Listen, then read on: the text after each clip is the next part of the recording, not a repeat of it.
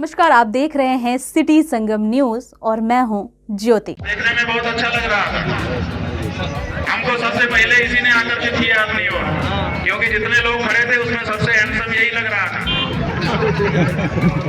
और फिर हमने क्या देखा, पहली बार हमने अपनी नजरों से बहुत सारे वाकई हम भी देख चुके हैं। पुलिस को भी देख लिया है, मारपिटाई भी देख ली है, पुलिस ने हमको भी 15 में मारा था वो भी देख लिया है, सब कुछ देखा है हमने।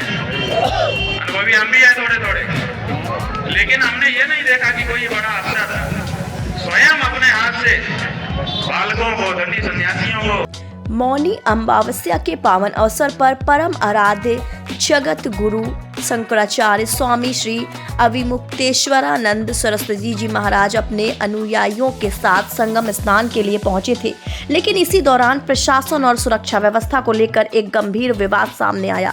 स्वामी जी और उनके अनुयायियों को संगम की ओर बढ़ने से रोक जाने का आरोप लगा, जिसके बाद माहौल तनावपूर्ण हो गया। स्वामी जी का कहना है कि यह उनके धार्मिक अधिकारों का हनन है, उनके साथ अनुचित व्यवहार किया गया है और इसी कारण उन्होंने संगम स्नान न करने का निर्णय लिया। वहीं प्रशासन की ओर से यह कहा गया कि मौनी अमावस्या के दिन अत्यधिक भीड़ थी, सुरक्षा कारणों से विशेष अनुमति के बिना आगे बढ़ने से रोका गया। किसी भी प्रकार की अनहोनी से बचने के लिए यह कदम उठाया गया। 40 वर्षों से उनके सानिध्य में हम रहे हैं, उनके चरणों की सेवा हमने की है, उनका प्यार हमने पाया है।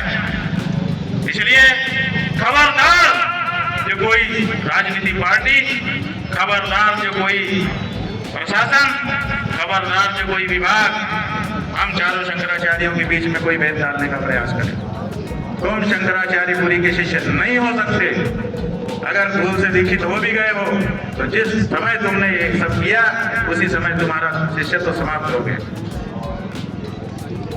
अब हाँ, कुल 35 लोगों को इन्होंने डिटेन किया था। हमारे पास जो कानूनी अधिकार है, हम स्वयं एक सन्यासी हैं, हम कोई कानूनी वो नहीं करेंगे, लेकिन हमारा जो मठ है वो एक लीगल एंटिटी है। वो हमारे मठ के सम्मान की सुरक्षा के लिए जो करना चाहेगा करेगा। मठ के अधिकारी निर्णय लेंगे। उन्होंने ही हमको बताया कि हमने एफएल किया है, वही हाई कोर्ट के वकीलों से बात कर रहे हैं और डीआईजी का करेंगे, ऐसा बता रहे हैं। आप भी ये सवाल सोच करके छोड़िए मत, जरूर पूछिए। अभी जो मारपीट करने वाला था ना, विनीत सिंह, वही आया था। उसने हमको कहा कि आप नीचे उतर जाइए। हमने कहा भैया क्यों? बोले परंपरा नहीं है। हमने कहा इसमें परंपरा की क्या बात आ गई?